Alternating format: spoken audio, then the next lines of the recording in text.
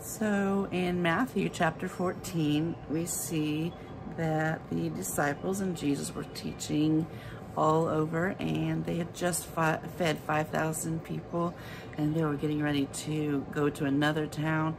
And Jesus said, you know, you go in the boat, I'll catch up with you later. And so they did. The disciples were in this boat and started having a little bit of a storm. Not a big one, but there was some wind and some waves coming. And Jesus joined them in the morning. He started to go towards them, but he was walking on the water. Well, the disciples did not know it was Jesus, and they just saw a figure coming towards them with this wind and the waves and the water, and they were a little scared, and they thought it was a ghost at first. But then when they focused, they could see it was Jesus coming towards them on the water. Well, Peter is wanting to be like Jesus, learning from him, studying with him.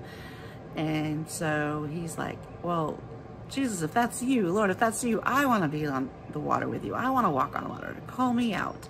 And so Jesus is like, okay, come on out. Come walk with me. And so Peter goes out and walks on the water towards Jesus. He's focused on Jesus. He's like, great, I am walking on water like you. And then he starts to look around and see and feel and look at the wind and the waves, and he gets scared. And he starts to sink.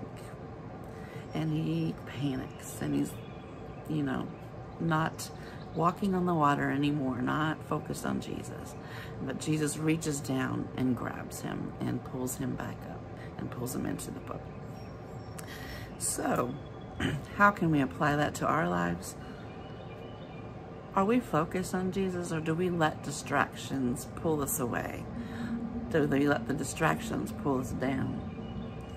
So, sometimes I think that even in the mornings, I get into these Bible studies and I'm excited about Jesus, and oh, yes, this is going to be a great day.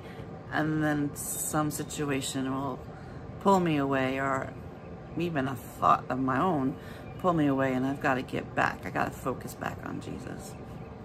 Another analogy that I really loved was that the moon, is there all the time.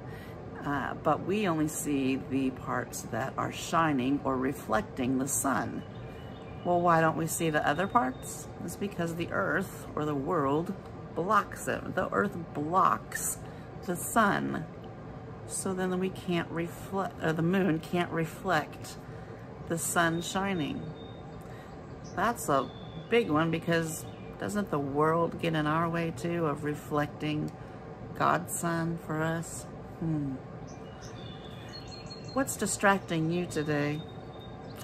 What's blocking you from shining Jesus? I hope nothing. I hope you are being the light.